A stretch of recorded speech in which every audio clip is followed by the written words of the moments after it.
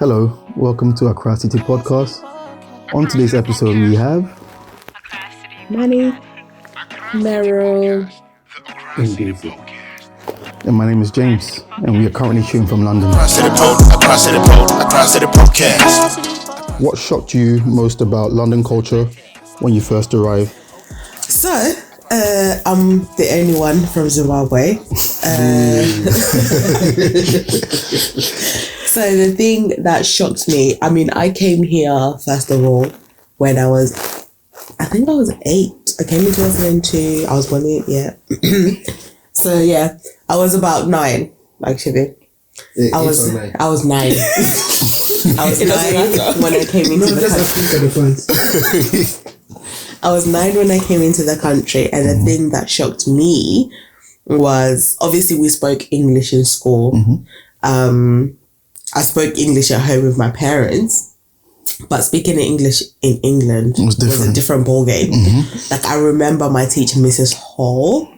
Shout out Mrs. Hall, Hazeltine School, Sydenham Hill. Oh, wow. Year 4. She remembers well. I remember all of this. I hope she sees this. I do hope she sees this video. But I remember, like, she was just like, okay, Meryl. She was like, okay, Meryl, get your pen. And I was like, huh? Wait, what do you mean, huh? You didn't know what a pen was? Or? It was the speed. Oh, fair enough. I didn't understand what she was saying. And then she recognized that it was probably the speed. So then she slowed it down for me, but not in a way to make me feel like I was stupid. But she was just like, Meryl, I just need you to get the pen. And she pointed to it. And then slowly but surely I started understanding. Okay, fine. So for me, the biggest shock was the fact that I thought I knew how to speak English, which I did. It's just a different level. Fair not enough. That fast, yo. I mean, the country is England, isn't it? So fair play. So who's next? I can go. Ladies first. Such a gentleman. Okay, talking about school, there were a few things that were just... So when the disrespect of teachers, that was new to me. Yeah, that was big. That was new. I was like, we can talk to our teachers this way. We have the right. And we don't get licks. Exactly. No one. The beatings. No one's beating you. The way teachers were disrespected, I was like, wow, okay. And then the other thing, because I came beginning of year 7. So you were 11. Yeah. So I think they assumed that I couldn't speak English. Wait, why? I wish I could tell you. Because most people coming from year 6 had done their, is it SATs? Is that what they're doing in year 6? Yeah, SATs, yes. No, it's 11 plus. No. In year 6 they do SATs. Yeah, they do SATs. Sorry. Yeah, I guess SATs. Yeah, they call it that. Yeah. I didn't. Yes. I wasn't here, so let the record show I can't relate. I have no idea what's going on. Fair enough. My ignorance is coming to get back. I'll drink to that. So Let's drink to that. Yeah, so people had done SATs and I hadn't. So I guess they didn't know what level I was at, but they basically put me at the bottom of everything. Child. Like, they just put me in, I guess, the bottom class. And I remember sitting in the class and people were still, some people were still learning to write their names properly. Hey. Yeah, I remember she told me this, yeah. And I was like, oh, okay. What's going on? And they just put me there and I just had to just sit through it. So honestly, I spent a lot of it just bored. I was just bored in school. Learning to write your name. No, it was just a couple people, but I was just like, what's going on? Because that was very different. So according to the school, you're part of that couple of people. Yeah, I suppose they couldn't gauge where her, I don't know, intelligence level or whatever. No, because I had a similar experience as well too. Yeah. Because we pretty much came in the same year. And yeah, like you said, when I started year 7, they put me in we called it the bottom set. So I was put in the bottom set, but thankfully, thanks to my Ghanaian education, within a month or 2, they took me to top set. So fair enough. Yeah. So what was your culture shock? My culture shock. It's a bit weird. So when I was younger, I was really into a lot of literature, old timey stuff. So yeah, fair enough. Like I knew like London had cities and stuff, but I don't know why. Like I expected to see a lot more greenery and stuff like that. Streets of gold. Yeah, and then I don't know, like we moved to this place called Dagenham. Yeah. And then, like, you know, not to slate the place, is a lovely place, but Are you sure? but you know, like I got there and it's like, So is this? I remember stepping out the train station. It's like one just a white girl just walking in a bikini top and then shorts, just, and I was like, hey, ma, yeah, then what? Like I really expected a lot of greenery, but I did not get that. I don't know if it's I guess I suppose we did move to like the inner city, but yeah, You're expecting to move to like King's Lynn, I don't know, like I had like like Cambridge. yeah, like it was like, you know, like, You read too much literature. yeah, I think that's what it is. Like, I should stop reading. No, it's not good. Should have stopped that to be or not to be. Exactly. Anyway, Jason, what was your culture shock? Start from when you came into the country. Yeah. Unlike you lot, I came as an adult, so Yeah, that's true. life was a bit different. Having conversations with people, I found out very interesting. I found out that I had a different view of life. For instance, very major. While I believe that not everyone will get married, I could not comprehend that some people just did not believe in the institution of marriage. Okay. So I had a conversation with someone and she said, yeah, I don't believe in getting married. I'm like, what are you on about? Make this make sense. It was a really new concept to me because it sounded far-fetched. Yes, I know not everyone will get married, but to have someone say, I do not believe in the institution of marriage, I do not believe I will get married. Yeah. I don't mind staying with my partner until we get tired of each other. But to say, Not even till death until we get tired of each other. of course, who knows? It might piss me off. But yeah, that spun. That really did. Yeah. No, I can understand that, especially like coming from Ghana, where like it's like a heavy like Christian sort of background. very Yeah, religious. very religious. Sorry. Regardless of Whatever faith is, you know, it's like everyone's working towards marriage. Sort of thing. yeah. Anyways, thank you guys for sharing your culture shock experience. We're gonna move on to question 2.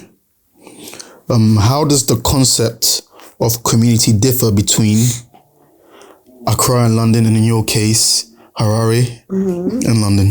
Bulawayo. Oh, sorry, Bulawayo. You read it? What? Bulawayo. My bad. Sorry. Who would like to start? Why me? Why always me? Because you're the most recent. Fine. Fair enough. What was the question? I can read again. So, how does the concept of community differ between Accra and London for you? The most outstanding one I would say is individualism. I remember being in Ghana doing my service in one village in the Upper West region. On my way, my walking distance from the junction to the school, I'd have countless kids see me and want to greet me and say hi. You're not here, man. And that was in a typical village. So I get that. That's the way of life there. Even in Accra, there's a sense of community. My neighborhood, the way I grew up, where I stayed, or even in certain places where nobody knows, where I'm a stranger, you could still feel the sense of community. When I moved there, different story. It's each for himself. God for us all. Everyone, not because people want to be rude to you, but it's just a way of life, I believe. Yeah. Nobody wants to interfere. I think that's the word. Interfere with anybody else's life unless they are invited. So I think for people here, it's a respect thing. If I'm saying something about you, it means I have been invited. More like sinners. I've been invited in to talk. Oh, like a vampire. Wow. Yeah. Wow. I've been invited in to have an opinion. No, everybody has an opinion, but I've been invited in to speak about your situation. Whereas, where I come from, all advice, albeit unsolicited, is mostly good. But here it's more about individualism than anything else. It's different, but both have their upsides. Yeah, I agree. For me, I would maybe touch on the working life side of things. So, work-life balance in the westernized world generally is not there. In Zimbabwe, let me say, I don't know about Ghana, but in Zimbabwe, I remember going to school from 7 to 1. My mom was home at 3. My mom's day ended at 3. Wait, you finished school at 1? I finished at 1. My mom's day ended at 3. And my dad... They ended at, what does that mean? As in, she finished work at 3, so she was home. It was a short drive home from work. Okay. And then my dad was a police officer, so sometimes would come home at 5. But 5 was him working late. Do you know what I mean? And then, like, we're home chilling. We had the evening together. Do you know what I mean? Yeah. For me, the sense of community is my immediate family. Because when I left Zimbabwe, I was 9 years old. Let me be honest here. I don't remember what the rest of the community was doing. But I remember what my family was doing. Fair enough. So my mom finished work at 3. My dad finished at 5. And then would have the evening together, would enjoy. We always had family around. We always had some cousins staying with us, someone. We never, I don't remember us being like the core family. We always had somebody around. And then we moved here, and then my mom finished work at 5, but she couldn't get home until it was 7 because commute time and all this stuff. My dad had, when we first moved here, my dad had 2 jobs. 3, I think, at one point. So he was working from like, and it was all centered around my childcare because I was the baby. Okay. So my dad went to work. At some point when I was at school, he went to work, but he had to be home before I finished school. And then he had to wait until my mom comes home, and then his next shift and another job started. And then he had to make sure he was home at 5 to get me ready for school. And then, you know, like it was all centered around my childcare because they needed to make sure there was someone at home for me. But then it was just that weird sensation of like us not eating food together, you know, like, we like in Zimbabwe, I don't remember a single night of us not sitting in the dining room. Meals. We had a dining room, a full-blown table. In England, we didn't have a dining room because that was not how life was made. Like, even in our house now, we have a dining table, but not chairs. I understand. Because our life is not centered that way here. But that sense of home, let me say, let me get away from the community word. That sense of home was in Zimbabwe. And I'm willing to bet my life it was in Ghana. Oh yeah. But in England, I feel like that sense of home is not really there. And it is more of like what you make it, maybe. I'm curious. How did it make you feel? What? Because one moment you are able to have dinner with your whole family, like with mom, dad, siblings at a table. And then the next moment, you just have to pick and choose. Today's with mom, tomorrow's with dad. I understand your question. You get used to it. But not to get away from the podcast, but one thing that, like, obviously I have, not obviously, but I have 3 other siblings now. At the time I had 2 siblings. And when I moved here, I was the one that moved with my mum first and my dad. Oh, and the rest then the rest followed. Okay, fair enough. So with that new dynamic, I was the center of attention, so to speak. You must have loved it. I loved it. I loved it. At the time, How did your sisters take it? I don't know how my sisters took it, and quite frankly, at the time I didn't get it. But one syndrome. At the time I was the last born, so I just saw it as in like I'm spending individual time, and like I was spending like friendship time, because in England there was no time for them to just solely be the parent. There had to be a friend and a parent, because I had none. No. So at that time, they were just like, hey, like it was getting to know them. Like even if you like watch like our wedding videos, my dad tells you that he feels like the moment we were friends was when we first moved here. Yeah. And I agree with him, because that was the time when I was just like, he's my friend and my father. But like for me personally, I enjoyed that time, but I can also understand how that was, you know, there was no sense of real community. True. But because of the absence of community, I was able to become friends with my father and my mother. That's nice. So for me personally, I appreciate it. You pulled some goodness out of a bad situation, I suppose. So what about you? For me, like Jason was saying, back in Ghana, it was very community based. I remember like growing up as a child, we lived in doctor's flats, and I just remember just being able to just go into anyone's house and just play, and it wasn't. Sounds so wrong. No, I Always welcome. that's the thing. Like I was always welcome, but obviously moving here, obviously there's the whole individualistic type aspect of life. But I feel like how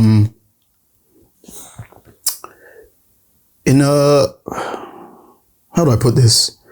My mother, because I moved, my mother was here first, and then me and my brothers moved here. I feel like my mom did well to, I guess, find a Ghanaian community of some sorts to live in, because I remember coming here and we initially visited first before we moved here. And I remember coming that first, I think it was in 2002 or 3. Maybe 3? Yeah, 2003 I think it was, yeah. And I remember coming here and it's like, my mom was like, oh, well, we're going to church the next day, and it's like, it was just Ghanaians. And I was like, hey, all right, fair enough. You're everywhere. I was actually quite surprised at that, but it did feel different, but like you could see them trying. You could see them trying to simulate that Ghanaian-ness, if that makes any sense, as much as possible. So I feel like my brothers and I, we were sort of slowly cushioned into the individualistic lifestyle. Like obviously as we grew older, we assimilated to the culture here and stuff like that. But it was a bit easier for us in that sense that we had a bit of community, but then it was a bit like half and half. I don't know how to explain that, but what about you, Manuel? So I think my experience, I mean, as an 11-year-old, I don't think I had like a concept of the, the individualistic kind of community here per se. If anything, actually, my parents were quite strict when we were in Ghana. So like for me, going out to play and stuff. Oh, fair enough. It was like, you have to be slick about it. Oh, really? We were free, man. Yeah. So for me, it's like, okay, like when they're out, then you be like, okay, cool. Then, you go play and stuff. And when they come out, then you have to like, pretend you've been all good. I mean, not that I was going out being bad, but do you know what I mean? So, I promise. I'll cry once. But then, so when I came here, actually, it was like, and also, I lived so I've got 3 older sisters, and it was like, I'm the last one. I was with my 3rd sister. Yeah. And so I guess we were kind of used to like being around each other. My older 2 sisters were in like senior high school. So that was like boarding school. So I was kind of not even used to having them in the house. And then before we moved here, I don't know how long, maybe like a good few months, we were like living with my uncle. I don't know why. Oh, really? Yeah, before we came here. Like, I thought you meant when you moved here. No, you lived with your uncle. Yeah. No, before we moved. Oh, okay, fair enough. UK. Yeah, we were living with my uncle, so it was like there was I guess the community is in the sense that like literally someone like I guess your parents can just up and move it to your uncle's for like a few months. No explanation needed, I guess, as a child. Like no one's trying to explain anything to you. But obviously you move to like UK and no one's just gonna up and be like, okay, you're gonna go live with this person for X amount of time. That was not right. Everyone's got their own things to deal with, man. And the houses are tiny. Oh yeah, it's true. It's true. It's true. Yes. Yes. When we arrived, my sister, now you guys need to hear this one. looked. We got to like, so it's like a close. So there's like maybe 1, 2, 3, 4. I'm gonna say like 5 or 6 houses, terraced houses, all together. And my sister thought that the entire thing was literally, she was like, oh, like it's just ours. And we're like, wait, let me get you. This one was for her, and this one was yours. Know, that's how she saw it, But she thought the like 5, 6, terrace houses was all one for us. They were like, no, that one in the middle, that's ours. And then you go and you're like, oh my god, the rooms are so small. Yeah. And like we're in Ghana, like yes, family just come stay over. Someone that you don't even know, like they'll be like, oh, this family, I don't know, nephews, niece, uncle, whatever. It's like come to stay with you for X amount of time. It was just like that was kind of like normal. Do you know what I mean? Yeah. And yeah, there was none of that here. Your small house. You just go do you. But the other thing for me is that I actually kind of got to play around.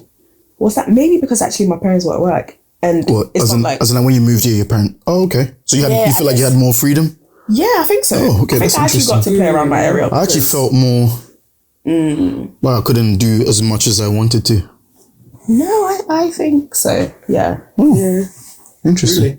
Yeah, I feel like because they were at work, so then I got to, and it was literally like you could like if you're in the bedroom, you can see me playing it like right outside. So it's not because you don't have like your walls. That's like this is your house. And you're sharing a wall, you can hear your neighbor actually scream from there. To be honest, I don't know about like your experience so much in terms of me saying like, oh, like, I felt more like, is shelter the right word to use?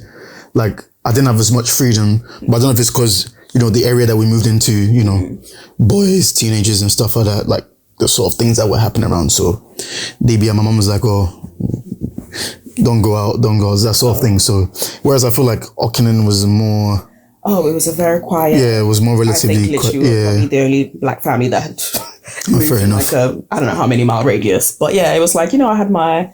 Like, one of my friends from school, like, she literally, I think, lived in the next street. So, yeah, she would come over and obviously knock and like, could she come out to play? Yeah. So, actually, that was... Okay. Yeah, that was different for me. I'm happy for you. In a positive way, actually, yeah. Yeah. Does anyone have anything else to add to that? Sorry? Does anyone have anything else to add to that? Or no, it's just interesting. It's a different perspective. Yeah. True. Yeah. Okay. In that case, following off of that, are there like any like behaviors and habits that you brought over from, like in your case, Zimbabwe, us, Ghana? Can I go? Sure. Oh, so much again. And like how were they received? Or okay. I've got a very funny story, man. Hey, white children. So, I'm gonna say that I don't know if it's a habit. The habit I brought over, which actually was slightly different to Meryl's about the English. What I actually felt like I brought was good English. Yep, I understand. You would have thought I grew like 2 heads. I would use certain words and people would look at me like I made up a word, and I was like, What are we talking about? I'm like, so that's in paradise.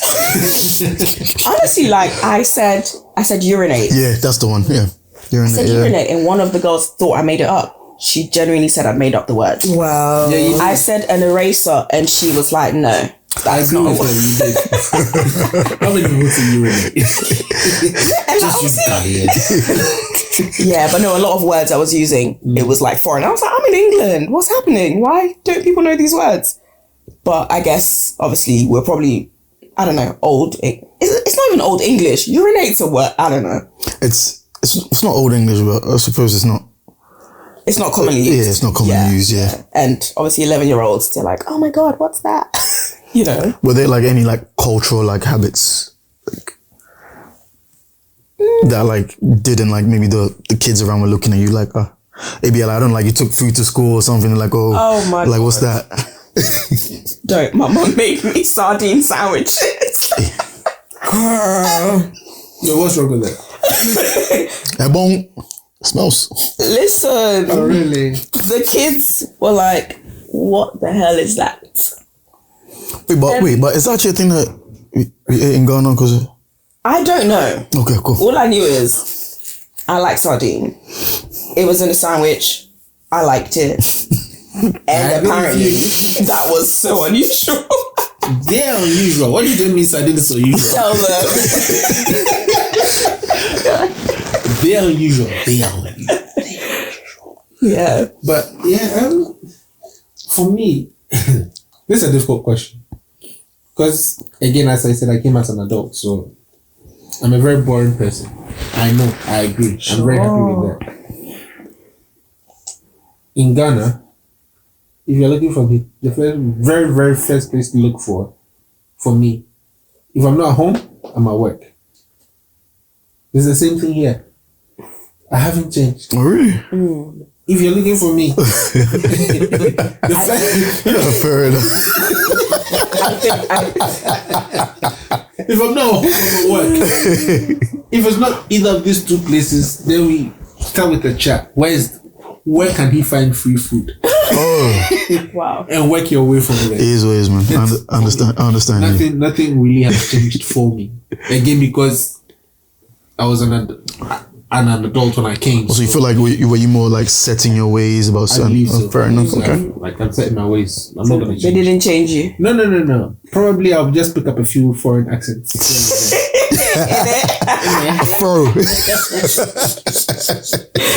but besides the accent, besides the accent, yeah. Oh my God. I've been like, yeah. I'm boring. Let's just stick to that. I'm boring. Very boring.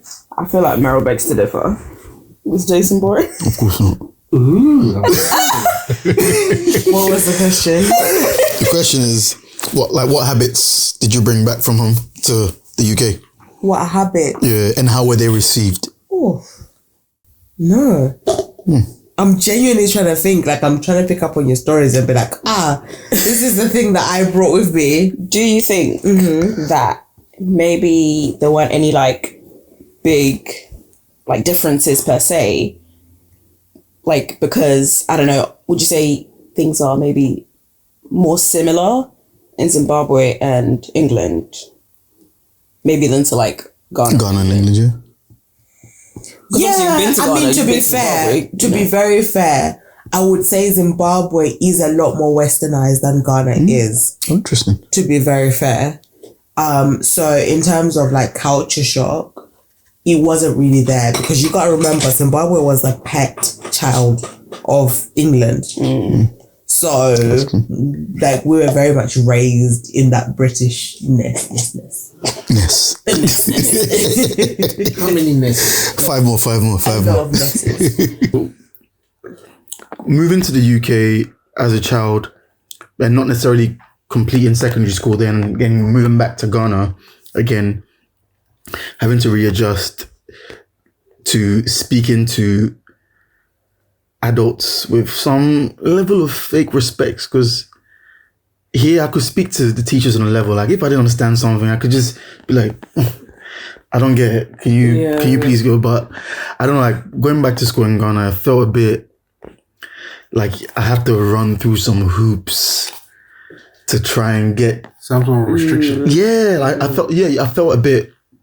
I won't lie, I did feel a bit stifled, but I guess as a child you just adapt to things, and I just got used to things back home. But I mean, apart from that, there wasn't much culture shock like that because, fortunately for me, my parents were in a position to have me come back and forth like every holiday and whatnot. So I was still able to, keep in touch with the culture. Keep in touch with the culture here and there. So That's what. What about you, Manola? When you went back home, were there any things that were? So I think the first time we went back to Ghana was 2007. A big thing actually was like our natural hair. Oh, how do you mean? Like family members were like, "Oh, like why haven't you relaxed your hair? Like, is that how you're having your hair?" Yeah. Wait, I don't get it. Oh, okay. Where is it at? Because I would have thought, because like, if anything, I remember like in school, like in primary school, like all the girls, like basically we all had the same haircuts. So is that what? We have the same barbers. Yeah, no, essentially, right? Let me not tell that story of how. Oh Manola, it's okay. Let it go, yeah. Okay, I won't tell the story. Of how I moved to the UK, and the day before moving to the UK, rather than taking me to the hairdressers, my dad took me to the barbers. Yeah. Oh, yeah. It's a bit peak. What haircut did you get? Did you It's get fine. That's not No, the story. it was your one. We're your talking one. about reverse. We're talking about reverse culture shock. It was a nice face still. No, we used to call that one sweat. Oh, you had a sweat? Yes. We're talking about reverse culture Anyway. shock. Yes, reverse culture shock. Yeah, I'm getting culture shock from her. Let's do touche. So, it was like, so obviously, natural hair, like my natural hair, my afro. When we went to Ghana, like aunties, other people, they're like, "Why is your hair like that?" I'm like, "Because that's how it is, and that's how yours is too." Like, what do you mean? Oh, so wait, they were not relaxing their hair, but then expecting you to do No, it. they were relaxing their hair. Oh, okay, fair enough. Sorry. I think majority of them were relaxing their hair, and this was 2007, where the natural hair movement wasn't yet a thing. So literally, it was like, "Oh, that's how you're going out with your hair." I'm like, yes. Like, it was just wild. Or like another thing, like say I get my hair done, like say I get my hair braided, like Meryl, you said about like being like, "Oh, actually I don't like this." Like aunties would be like, "Oh no, I don't like this style, it's like this." I'm like, "Oh, that's fine, I like it." And obviously, See, on board there, she doesn't respect these UK girls. Slightly disrespectful. Yes. and it was the fact that like if you don't like something, automatically people see that's disrespectful. Yeah. And like, and it's such a thing. I'm like, we can have different points. Yeah. It's not disrespect. It's just my preference. Yeah, exactly. It's just we're different people. Yeah. We're not all one person. So why am I disrespectful because I have a different opinion? Anyway, that was like, that was its whole thing. Sorry, I've got a question. I'm curious. Go on. Why? Why what? Like, I get how you felt when you got back, but what in your when you look at it retrospectively, what do you think was their reason? So, can I interject? No, go on. I have a theory. I feel like where we all come from, children are supposed to be seen and not heard. That's it. So when you start asking questions and questioning the question, you are rude. Yeah, rude. No, but Who said Who sent you? Yeah. What I feel about that is like, especially when they don't have answers for those questions. Yeah. It's like, oh, you don't respect. So I feel like, Actually, I agree. When you're asking me questions like that, like right now that I'm an aunt and I have a niece who I love my niece. I love her to death. But she's going to be a lawyer one day. And I hope that if I ever commit a crime, she'll be the one representing me. Hey. Wow. why do I feel like you have it in you to commit a crime? However, my biggest fear right now as an aunt is that she's going to ask me a question that I can't answer. And I'm going to have to respond to her saying, "You're being disrespectful." No, but even then, like, I don't know. I guess I think differently because it's like, if I don't know, I don't know. There's nothing wrong with telling people you don't know. There's nothing wrong with that. There's nothing wrong with it, but then we're coming from generations of Torture. you never question adults. They say something, but then you turning around and saying that this is my opinion. I feel like it's quite a westernized concept. where we come from, you're just supposed to accept it and move on. Nod and move on. Particularly when you're a woman. Let's not get away from this. When you're a woman, in a lot of African cultures, you're supposed to accept and move on. Whereas I kind of feel like, you know, me and Manuela got on so much. Me and Manuela met at college, to bring context to the situation when we were 15, 16. Yeah. When we were 15, 16, majority of our connection was to do with our quote unquote rebellion to the culture. Which in my head is not rebellion, it's just questioning the norm. Yeah, it's disrespect. It's just questioning the norm. And like sometimes you're just like, yeah, but why? But why do I have to do this? Why is this the way it is? And then, which is a fair question. Yeah, which is a fair question. But then if someone doesn't have the answer, and then it's just like, yeah, you're just disrespectful. Stop it now. Fair enough. Yeah. Oh, let's lighten up a little bit. One thing for me that was so big for me when I moved back, and I was like, oh, man, I can't wait to come back to the UK. Internet.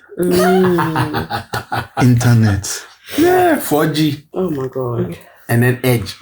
Oh, Back in the day. 3G at the time. Back in the day was Edge. Yeah. And then 3G. And if you had 3G, you were that guy. Oh yeah, you were that guy. Like, what was the thing where you'd have to like buy? I think you could only speak at certain times. Wait, was it? I don't know, but Was it to go like a friend saying Nigeria. Yeah, I think it was at midnight. You get free calls. After midnight. I definitely You utilised it. I utilized that to the best of my I ability. collaborated. Until that was why. Thank you, Tigo. Do you guys have any jovial like cultural clashes or cultural shocks before we move on to the next question? Apart from internet. No, do you know what? It's not jovial, but No, yeah, we gotta keep it jovial. That's Wait. right. the banks. Like, do you know who I am? Do you know who I am? And obviously me, I'm like, no one cares. like you're at the bank, you're in a queue, and someone comes and they want to cut the line because it's all about who you know. Do you know who I am? I have so much money in this bank. I was like, nobody cares. Like, why? Can you imagine someone in the UK going to the bank and be like, do you know who I am? No. We don't care. Yeah, We're in the line, mate. Yeah, that. When it gets to your turn. Thank you. We queue. Yeah. You get served or you get served. No one cares who you are. Yeah. But yeah. Okay. What about you? What you got to add? Jovial moment. Yeah. Something lighthearted. Lighthearted. Hey. Take the mic off, Mel. If you had to ask, I think you have Okay. too much to drink. Lighthearted that I can think of. I remember going to church with my parents. My parents told somebody who I knew to watch over me, and they were going somewhere for a second. And then when I was left, in my head, I couldn't see my parents, so I had to make my way home. I don't know why I thought this. Oh no. But I thought this. I thought. Yeah. That's it. So we lived in Sydenham Hill at the time. So I walked to Catford Station. And then I got to Catford Station. In my head, you just get on any train. Hold on. For those of us who can't relate, how far? Catford Station, it was like a 5-minute walk. Okay. But then Catford to Sydenham would have been about 10 minutes train journey. But I didn't understand. Getting on the right train. Getting on the right train. I didn't understand that you had to get on the right train. I just It's a train. It was a train. And it goes The next available train. And next available train you get off at Sydenham, right? Oh no. So I just got on the train, and I fell asleep. Wow, you didn't even She didn't even try. try to get off. I got off I wasn't even on the right train. I got off on another train. Oh my goodness. Did this, did that, did this, that. Finally, I figured out that I was supposed to like get on the right train. I asked people, and then when you realized you didn't get to what you're supposed to Wait, get how to. old were you? this I would have been like 11, Brave 10, girl. 11, 12. Oh. I was asking people, and then eventually I got on the right train. Like, you gotta remember, this is like this is probably 2003. I didn't even have a phone. No. Couldn't communicate with my So parents. if you got lost for free. Oh no, I got lost. I got lost for free. At some point, I made it back to Sydenham Hill. I got off. I had to get on a bus. Literally, I just got on any bus that went in that direction. Still didn't learn. No, I didn't learn. And then I finally got off the train. This is like 5 hours later. My parents had already called the police. Oh, Yeah, So when I got off the train and I was like, "Hi guys," and the police were like, "Are you Meryl? Meryl, and my last name?" Yeah. And I was like, "Yep, I am." And then they were like, "Oh, you're so lucky. Not a lot of like children come back, alive." Yep. And I was like, "Wait, what are you talking about? I was just on the train. I was being Paddington." You know when she said hi guys, she started, "Hi guys, welcome to my YouTube channel." She started it. Oh, that's how that started. It was you. She told the police, "Welcome to my YouTube channel." I was on an It adventure. was you.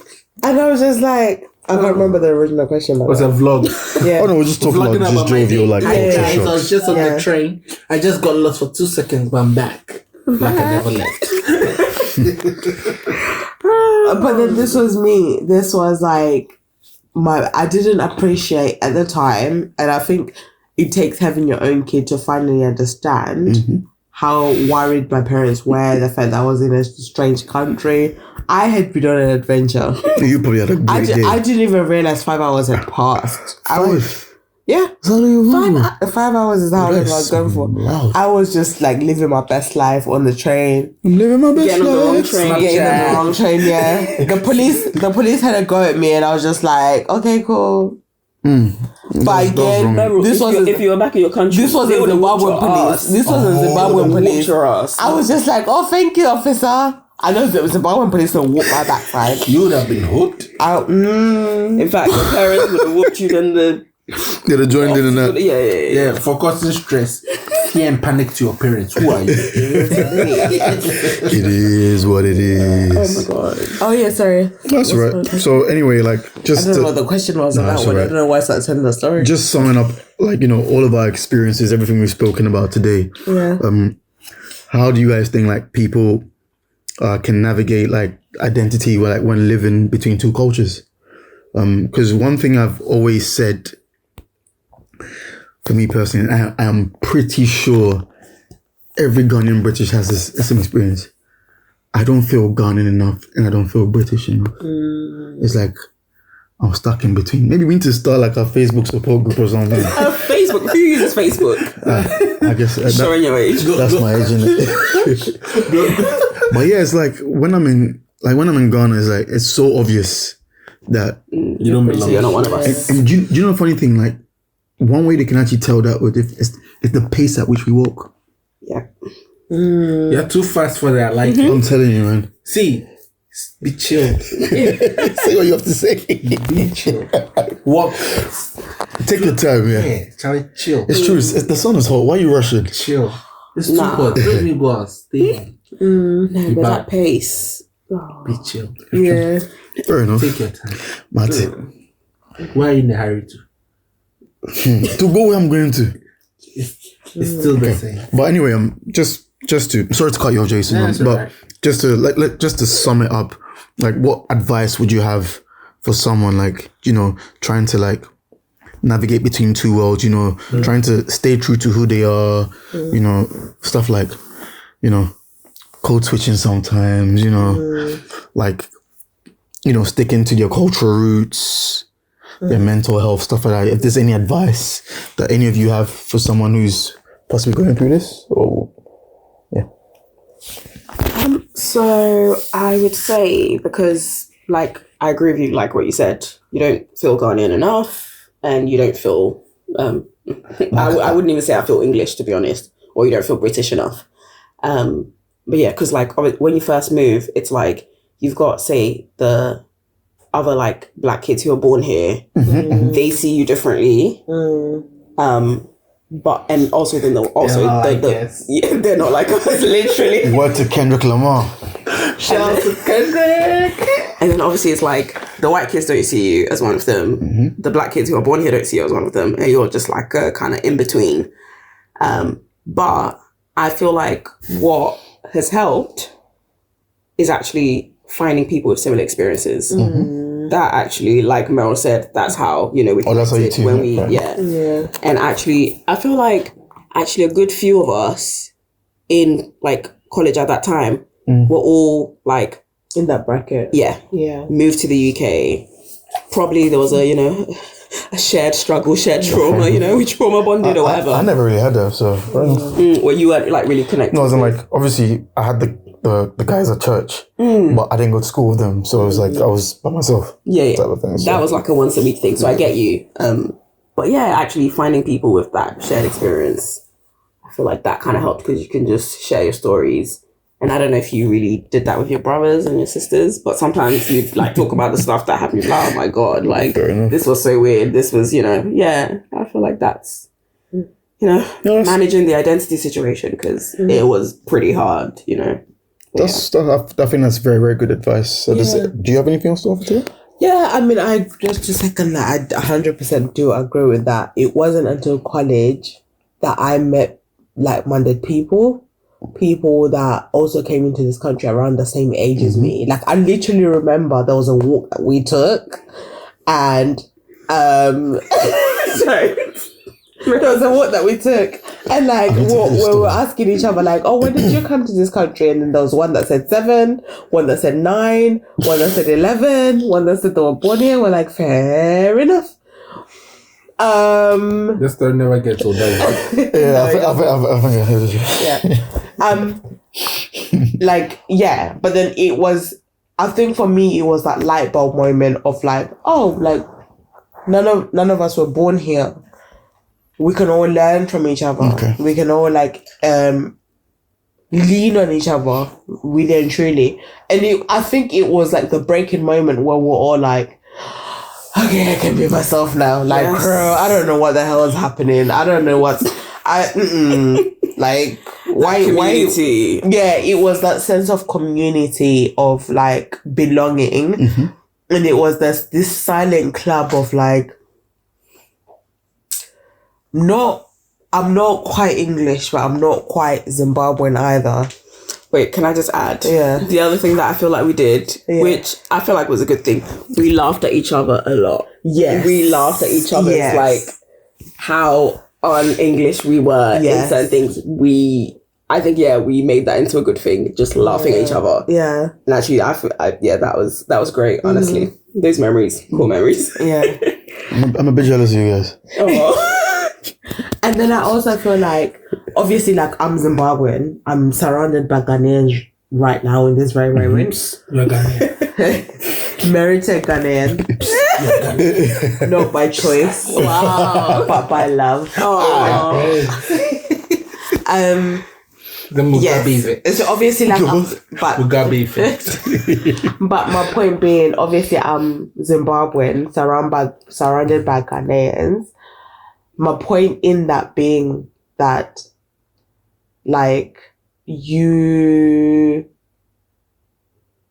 lesson in that, I suppose, for me was that we all shared the same experience despite where we're coming from. I don't know, it's the same thing.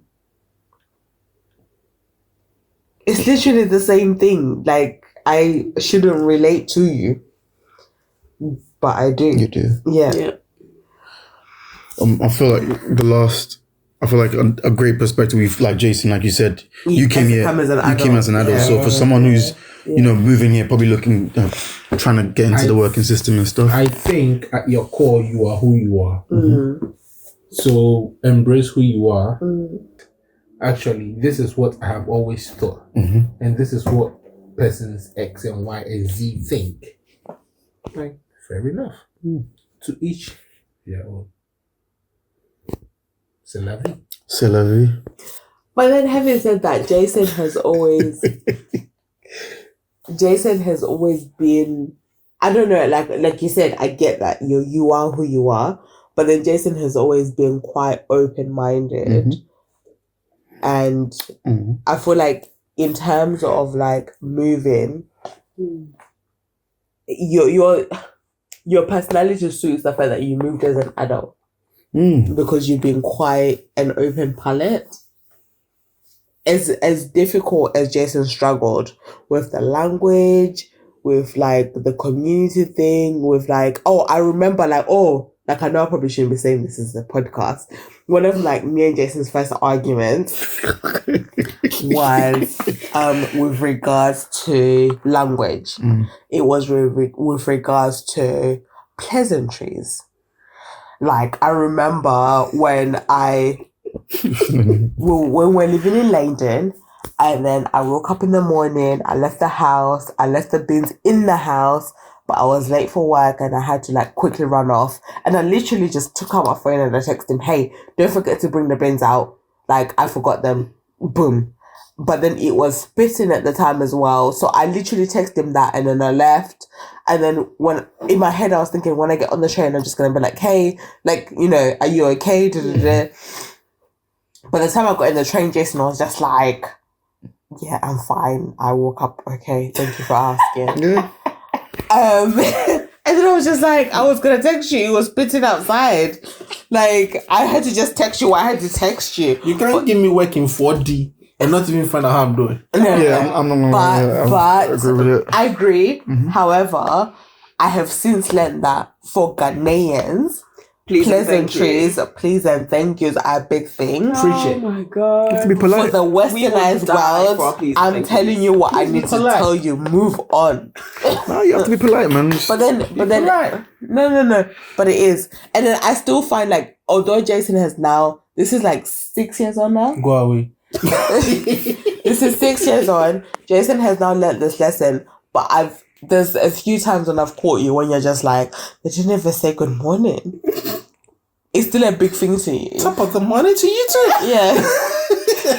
And that's not a bad thing, but then it just talks to like different cultures and like fitting in and whatever. Yeah. Not all Ghanaians can do pleasantries. I'm just gonna put it out there. Yeah. I don't do the please and thank you. Oh no, My wife doesn't. I feel like me and Manuel are bonded on the fact that like there's no please and menu. My wife definitely doesn't do that. Disrespecting 4D. I know it. All the same, we still love them. Yeah. Oh yeah. So my thing is, the please and thank yous it's not a good indication of how much I respect you. No, it's not. It's not a good indication, but if you do respect me, just say it. Just say it. Anyway. My guy. Anyways, this conversation is for another episode. If you like us, thank you guys. Back and we'll speak more. What she said. Thank you guys for watching. I've been James. This has been Manuela. That's been Meryl and Jason. This is AccraCity Podcast. Thank you for watching and listening. Please like and subscribe. Good night. AccraCity Podcast.